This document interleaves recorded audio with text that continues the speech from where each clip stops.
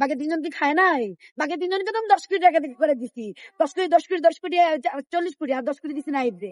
এই নাহিদ ইসলাম শুধুমাত্র ফুটেজ খাওয়ার জন্য গেছে। জুলাই যোদ্ধা তথাকথিত জুলাই যোদ্ধা তাহারিমা 50 কোটি টাকা চাঁদাবাজি দেয়, গ্রেফতার। আজকে আমার থেকে মানে আমাকে জেল থেকে বেরিয়েছি প্রায় 1-1.5 মাস, ঠিক আছে? আমি বের হয়েছি। তো আপনারা সবাই জানেন, বাংলাদেশের সবাই জানে যে আমাকে যেদিন আমাকে প্রথম দিন জেল থেকে বের করা হয় সেদিন আমাদের সম্মানিত নাহিদ ভাই ছাত্র শক্তির আহ্বায়ক যিনি আমাকে দেখতে যান, এমন মানে যাই হোক ছাত্র শক্তি, যুব শক্তি, এনসিপি যেটাই হোক উনি দেখতে যান, ঠিক আছে? এটা সকল গণমাধ্যমে বা মানে সবাই সোশ্যাল মিডিয়াতে এই জিনিসটা আর কি প্রকাশ করা হচ্ছে। তো এখন আপনি আমাকে প্রশ্ন করতে পারেন, আপু আপনারা প্রশ্ন করতে পারেন যে আপু 1-1.5 মাস আগে গেছে, এখন কি আপনার মামলাটা শেষ হচ্ছে? জিজ্ঞেস করতে পারেন।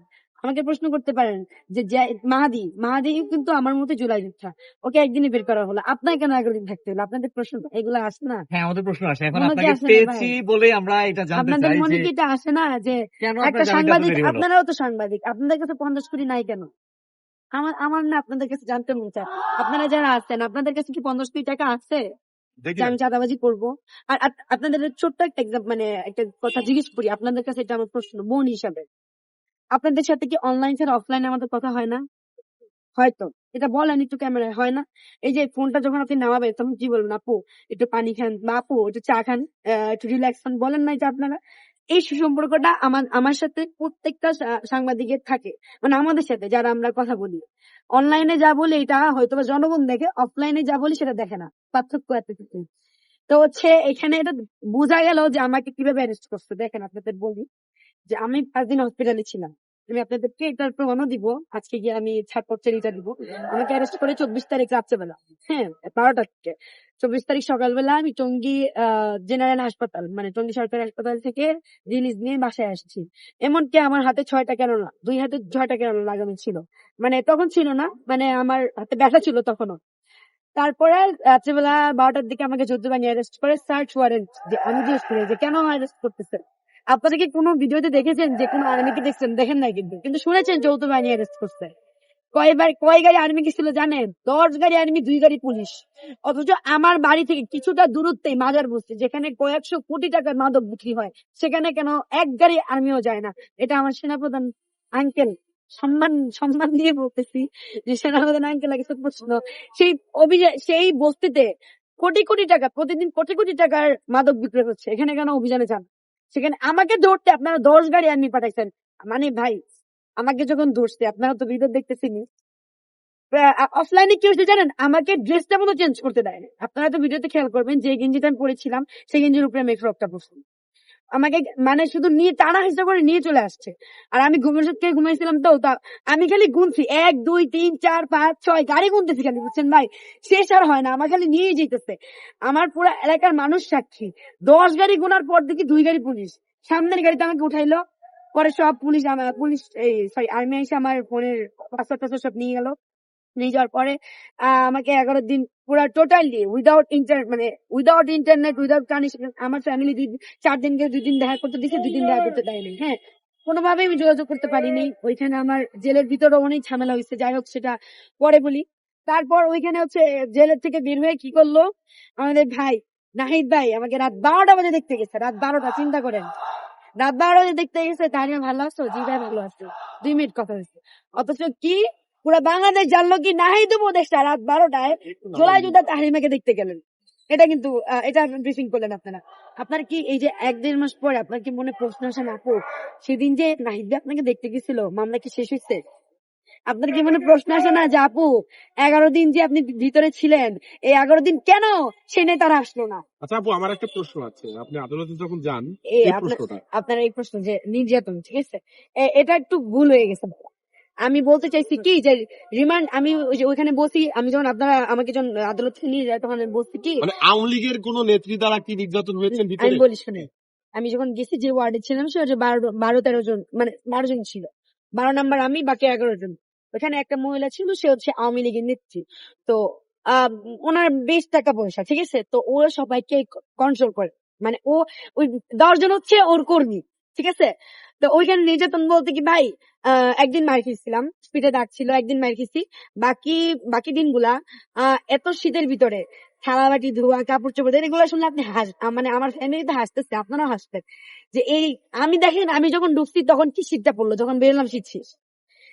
এই শীতের ভিতরে কাপড় চোপড় ধোয়া, আমার উপরে মেন্টালি টর্চার করা, মানে আমার পাগল বানানো, এটা পাগল লাগার আপনি হচ্ছিল কি আমার। জুলাই যোদ্ধা বলেই কি আপনার উপরে টর্চারটা হচ্ছিল এখানে?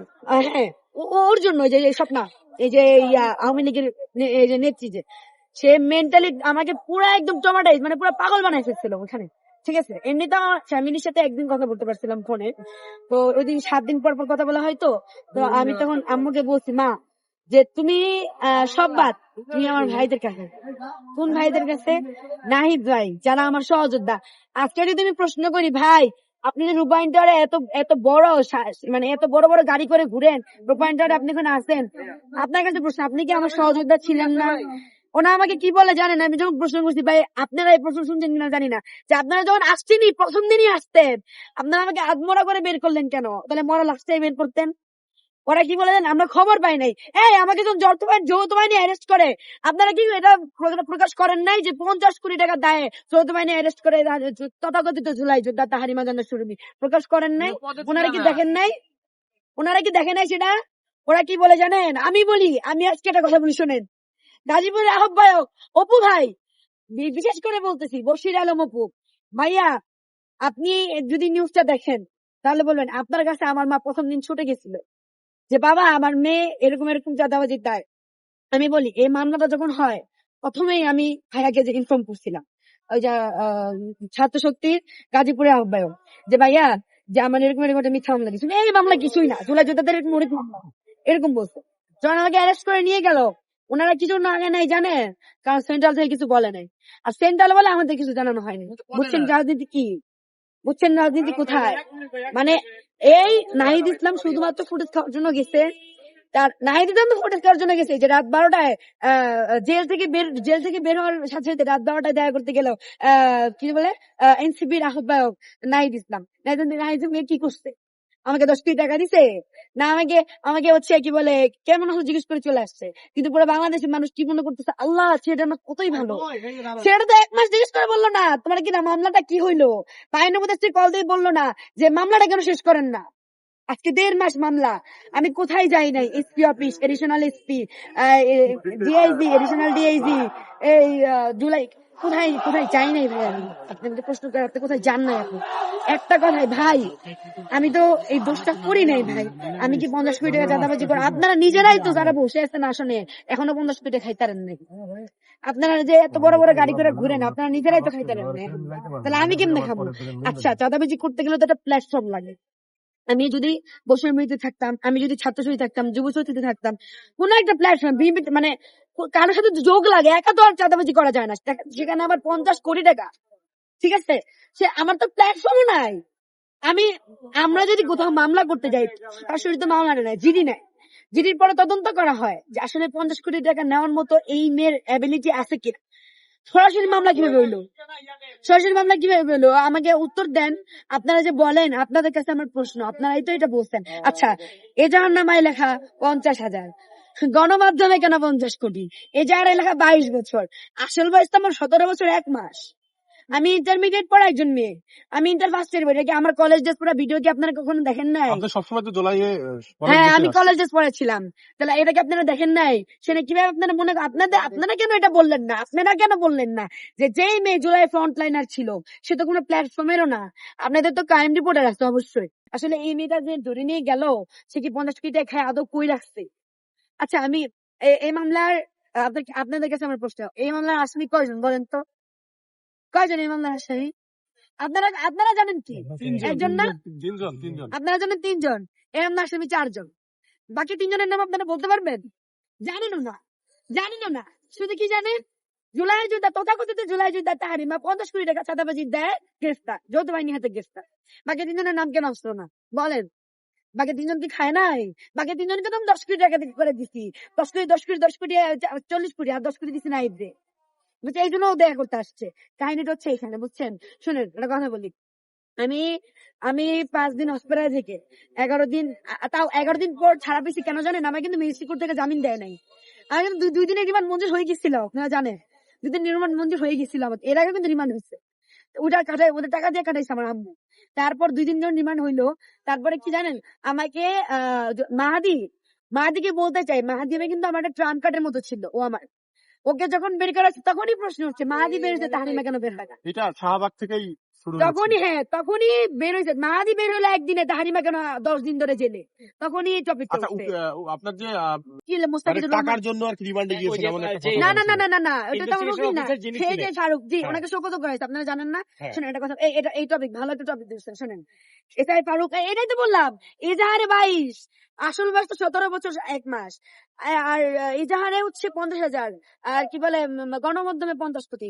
কেন আমার শোনেন, আমার এই সাই যখন বললো 11 দিন পরে কোর্টে ওঠার আগে আমি বলছি যে ভাই আপনি আমার আপন ভাইয়ের মতো, আপনি আমার চেহারাটা দেখেন, আপনারা দেখেন কিনা যে আচ্ছা এটা পরে বলতেছি, ভাই আমার বিরোধীতে কোনো প্রমাণ পান নাই, পান যে আজকে প্লিজ রিমান্ডটা চান না, আমার 12 তারিখে পরীক্ষা।